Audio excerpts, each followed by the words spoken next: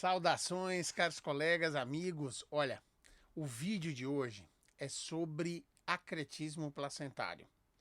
Então, dessa série de vídeos, a gente vai falar de um tema hoje da obstetrícia. Falei de outros temas antes e hoje é o dia da obstetrícia. Então, vamos lá? Acretismo placentário. Para não perder os vídeos, clica aí no sininho, se inscreve no canal, tá? Coloca os comentários, diga que tipo de vídeo vocês gostariam de ver e a gente produz aqui, ok? Então, placenta acreta, espectro da placenta acreta, morbidade aderente placentária. Esses são os nomes que são dados ao acretismo placentário, né? Que é, na verdade, uma invasão da placenta em áreas onde é pouco vascularizada e ela quer buscar o fluxo sanguíneo. Isso pode ser de forma um pouco mais leve, mas pode chegar a uma gravidade colocando risco de vida não só o feto quanto a mãe. Muito mais a mãe, na maioria das vezes. Então vamos lá até essa condição. Antes eu quero que vocês entendam, e aí a gente faz uma lembrança bem nítida sobre placenta.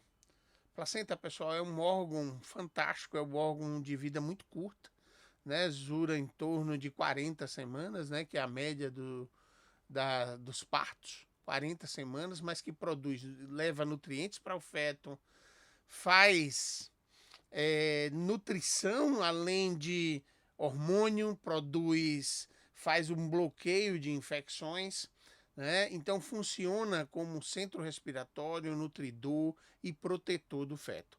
Por isso ela ganha tanta importância, a gente tem que ficar mais atento com a placenta.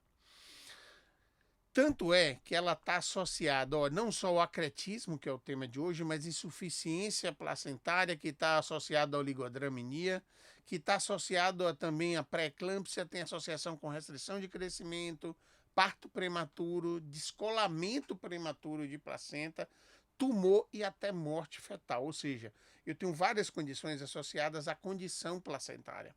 Então, por isso, a gente deve dar uma importância grande à placenta. E não ia ser diferente com o acretismo placentário. Bom, eu disse para vocês que era uma invasão como se fosse uma raiz de planta. Mas aí quando a gente vem de uma forma mais técnica, Eric Junot é um dos maiores pesquisadores relacionados à placenta acreta, aparecem vários guidelines e várias publicações sobre.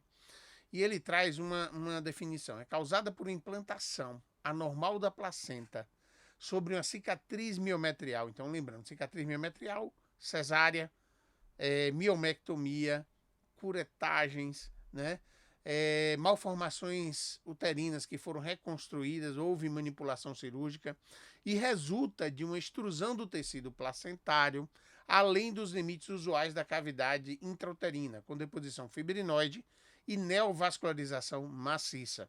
Ou seja, ele aumenta o número de vasos e ele vai buscar o sangue. Então, por isso é que ela invade. Ela não funciona como um tumor, mas ela precisa buscar o fluxo sanguíneo e é isso que dá aderência, porque como ela invade em tecido fibrótico e produz muita fibrina, ela não solta.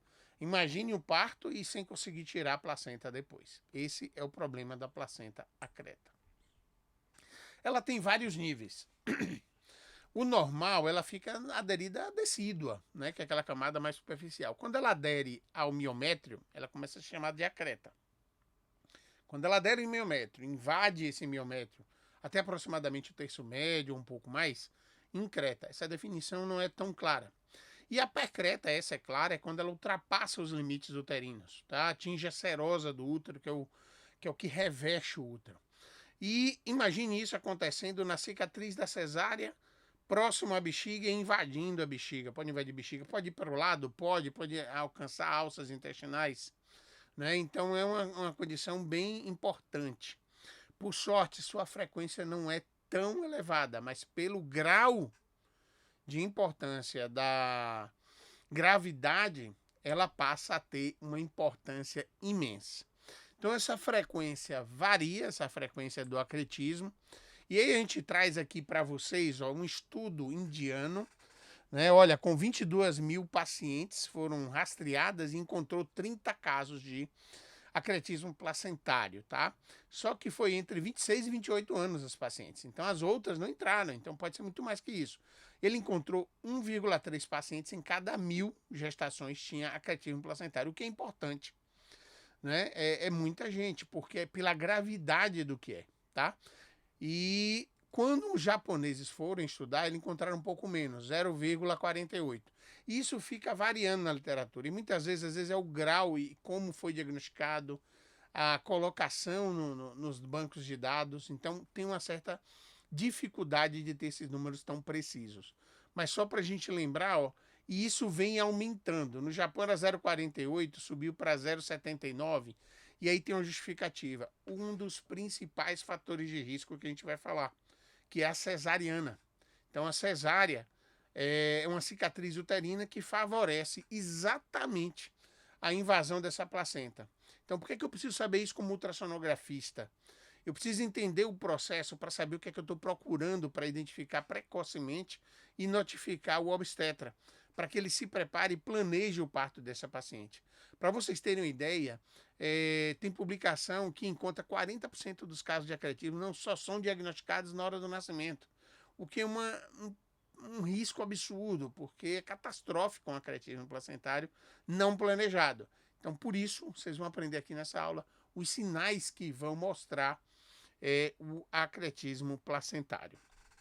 Então, vamos lá. Desempenho dos exames de imagem, né? A gente fala, poxa, o ultrassom, quanto ele é capaz de diagnosticar? Será que não é melhor a ressonância?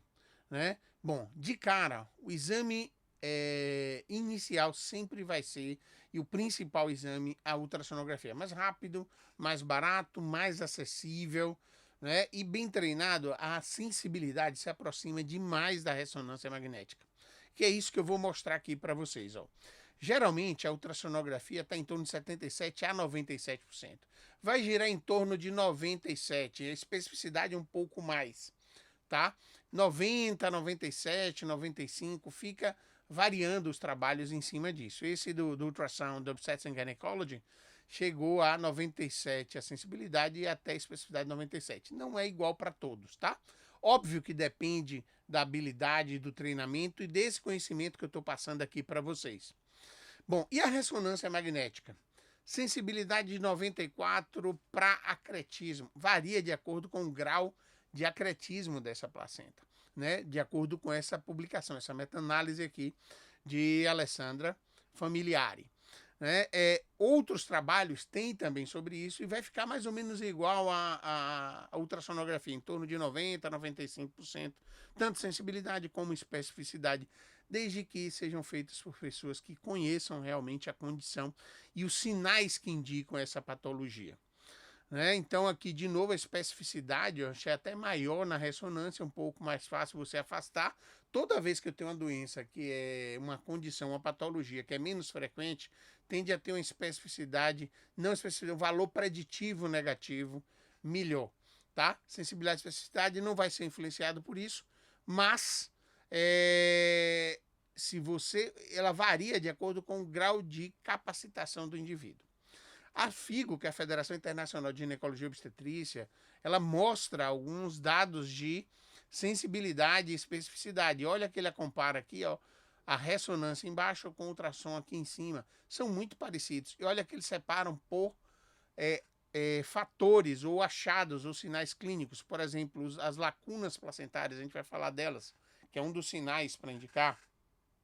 A perda da zona clara, a zona hipoecóica entre a placenta, miométrio e bexiga, tá? Então, interface da bexiga, Doppler, tá? Então, isso aqui são condições que a gente vai poder avaliar com a ultrassonografia. Seguinte, então, quais são os fatores que eu, como ultrassonografista, ou qualquer ultrassonografista ou obstetra, precisa ficar atento e rastrear o acretismo placentário? Né? São 11, 12 aqui, no caso, fatores, sendo que os dois principais, cesárea prévia e placenta prévia, não perde atenção, volta o foco da aula. Né? Cesárea prévia é uma cicatriz, placenta prévia, ela está toda lá embaixo, deve ter com alguma cicatriz, então as coisas ficam mais complicadas ainda. tá? Idade materna, multiparidade, cirurgia anterior, radiação, ablação endometrial, ou seja, todas as condições que estão associadas. Algumas outras não está diretamente associado a cicatriz uterina, mas tem, por exemplo, distúrbio hipertensivo e tabagismo, tá? Perfeito. Então vamos lá. Qual é o principal? Eu disse a vocês, e repito, gravem bem isso. Cesariana, toda cesariana prévia tem que ser investigada para acretismo. Você vai fazer ultrassom do primeiro trimestre, aponta lá para a topografia da cicatriz da cesariana. Às vezes tem até uma estimocele, e se inserir ali, até porque se o saco cessional já se inserir na estimocele, já vai ser uma gravidez ectópica em cicatriz de cesárea. Mas às vezes ela está próxima e vai até a isquimocele, né? Ou a área de cicatriz da cesárea, que é uma área que é fibrosada, ou seja, o miométrio ali não está recuperado, ele está cicatrizado, então ele tem pouca vascularização. Então ali é um local típico para ocorrer a invasão placentária. Né? E quanto mais cesárea, maior esse risco. Olha aqui, ó. Se eu não tiver nenhuma cesárea, é 1 a 5 a variação. Eu posso ter acretismo sem ter a cesariana, mas com uma cesariana, 3%, 2, 11%, 3, 40% de risco, 61% em 4 cesarianas e 67% em 5 cesarianas. O segundo fator de risco, também muito importante, é a placenta prévia, que você vai diagnosticar ou vai suspeitar de sua possibilidade, na verdade, a partir do primeiro trimestre. Imagine isso aqui é uma imagem minha do primeiro trimestre, onde a placenta cobre totalmente o orifício interno do colo. Já está tendo um alerta em relação a isso. Então, esse é aquele caso que a gente precisa ficar atento para ver se vai perder a clear zone. Olha a clear zone aqui, ó, essa área hipoecóica onde as setas estão apontando. Ó. Ou seja, nesse momento eu estou tendo uma placenta que não está invadindo o miométrio, né, em busca de fluxo sanguíneo para fornecer a nutrição fetal. Então, nesse caso, está tranquilo. Tá? Mas ela precisa ser seguida. Ah, Clebão, placenta baixa no primeiro trimestre não vai subir? Vai. Né? Mas essa é bem difícil, porque ela está muito central. Quando a borda está próxima ali, porque aqui eu tenho parte do segmento uterino, e aí, à medida que o útero cresce, ela percorre, sobe junto com a parede. Né? Os mais velhos chamavam de placenta peripatética. Né? Temos também, ela migra, né, junto com a parede. Então, mas isso não é situação. Esse caso aqui, inclusive, evoluiu com placenta prévia, mas não teve acretismo, né? Perfeito. Então, finalmente, quais são os sinais ultrassonográficos? Eu já citei uma ali que é clear zone, né? Mas que são bem sugestivos de placenta creta. Vou passar a primeira lista, né? Aquela que é do print que você bota, deixa até no celular, faz o print da tela para deixar, olha, o que é que eu vou procurar quando eu tiver uma paciente pré-cesariada ou com placenta prévia, tá? Placentas extremamente baixas também. Por que a prévia tem mais acretismo? Porque aquela área mais inferior, próxima ao colo, além de ser um miométrio mais fino, né, tem uma vascularização na lateral do colo é grande. Mas nessa região central, não. E ali próximo à bexiga, é mais fino ainda. E se tiver cesárea, então, meu amigo, às vezes não tem praticamente nada, tá? Então, zona clara, lacunas venosas, afinamento miometrial na topografia, protusão placentária, que você vai ver como se estivesse crescendo para dentro da bexiga, por exemplo. Aumento do vascularização, e uma vascularização irregular entre a placenta e a bexiga. Cuidado para não confundir com varizes da bexiga. Às vezes você tem vasos mais calibrosos e é para aquela paciente de 2, 3 filhos, e aí tem tendência a formar varizes, para você não confundir. Vão ser vasos hiperdinâmicos do acretismo, grande velocidade, e que são mais irregulares. Vasos verticais, ou também chamado vasos pontes. Os vasos pontes são quando ele é como se fossem linhas, a gente vai mostrar aqui para vocês, saindo da placenta em direção à bexiga, por exemplo. Né? Hipervascularização, interrupção da parede vesical da bexiga, aí é quando eu já tenho uma protusão e já estou com a placenta já invadindo, né? Ele já suplantou o miométrio, já se tornou percreta. Né? Então, e invasões em outras estruturas, não só a bexiga. Ela pode ultrapassar ali a serose e atingir até a alça intestinal. Né? Ou a lateral ali, o paramétrio, né? Que é bem vascularizado, inclusive, é uma situação bem complicada, tá? Então você precisa tentar enxergar tudo isso. Então print nessa tela e vamos lá. Antes de prosseguir nos sinais, um dos sinais que é a lacuna venosa, que é essa aqui, ó. A grande característica dela é que ela é irregular e geralmente ela é verticalizada em direção à interface placenta-miométrio, né? Diferente de duas outras áreas anecoicas na placenta. Uma bem comum, são os lagos placentários, né? Aquelas áreas anecoicas, geralmente na superfície da placenta, mas pode ter no meio da placenta, geralmente são mais redondas. E diferente dessa outra que tem um halo ecogênico que fica bem no meio do cotilédone, que são as áreas de infarto placentário, que não tem grandes problemas, porque geralmente ocorre lá no final da gravidez, aquela área central dentro do meio, bem no meio do cotilédone, para não confundir com as lacunas, que são geralmente verticalizadas, elas são mais próximas da interface, mas pode estar no centro também, são irregulares. Gravem bem isso. E aí o exemplo, para que fique bem fixado na cabeça de vocês, ó, as áreas de infarto são com esse halo ecogênico e o central aqui, a placenta um pouco, aqui já é uma placenta grau 2, né? E aqui, ó, um lago venoso, ó. E essa é uma lacuna, olha, tão caprichosa, tá até regularzinha, mas uma irregularidade pequena, chega ela a ser parecendo um triângulo, né? Esse é um caso meu, e tinha realmente acretismo para cá, você perde, ó, aqui tinha um miométrio fininho, aqui já a parede, e aqui eu já nem via mais miométrio. Isso se confirmou depois, uma placenta acreta, tá? O outro sinal importante é clear zone. Então, lacuna, clear zone, esses dois aí você tem que procurar sempre. O que é clear zone? É aquela interface, né, hipoecoica entre a placenta e miométrio. Você consegue ver bem. Cuidado na hora de pesquisar, porque você vai querer, você não deve apertar muito, senão você não enxerga. Outra coisa importante, é fundamental checar o acretismo via vaginal. Dois motivos. Eu não tenho uma parede abdominal para dificultar a passagem do som. Segundo, que o transdutor endocavitário ou endovaginal ele tem uma frequência maior. Então a resolução dele da imagem é maior. Isso vai te dar um pouco mais de informação. A não ser que não alcance o transdutor, tá? Uma grande dificuldade para a gente às vezes vai ser a placenta posterior. Porque aí você não consegue nem por cima e nem via vaginal. Às vezes é fácil enxergar isso aí. Aí é por exemplo, um dos motivos para se lançar a mão da ressonância nesse momento. Beleza, uma outra coisa que eu recomendo sempre é treine olhar a vascularização da interface placenta-útero, né? Placenta miométrio, placenta vesical, para você acostumar nas placentas normais ou normo inseridas, o que não tem a suspeita de acretismo, para você ter um background de imagem do normal, né? Usar sempre são vasos de velocidade um pouco mais baixa, você usa escalas mais baixas, 1 kHz, 1,2, 1,5. Ou que se você coloca muito baixo e ela for um pouco mais vascularizada, ela vai encher demais e pode te confundir, tá? Mas pode usar, 1 kHz está de boa. Ok, aqui uma lacuna, né? Uma lacuna venosa, ó, aquela que eu mostrei para vocês, ó. Ela é irregular, ela é um fluxo, geralmente elas estão sempre próximo à interface. Aqui um outro caso, onde tem uma exuberância vascular.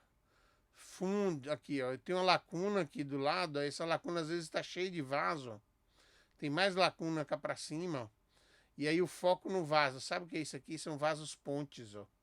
Esses vasos aqui, ó, eles vêm daqui e vão em direção, atravessando a bexiga ali, ó, vasos pontes, ó. Esses são os vasos pontes. Esses são sinais de acretismo também. Imagine juntando esses sinais, sua sensibilidade diagnóstica aumenta absurdamente. O outro sinal, essa perda da clear zone aqui, ó. Cadê? Eu nem consigo separar, ó. Cadê o miométrio? Eu tenho uma parede da bexiga, e olha que aqui foi via abdominal, eu só vejo placenta e parede da bexiga. Aqui tem uns lagos, umas lacunas aqui, ó, que pequenininho, pequenininho, você não enxerga. Miométrio talvez tenha para cá, ó, mas não se enxerga a clear zone, zona clara.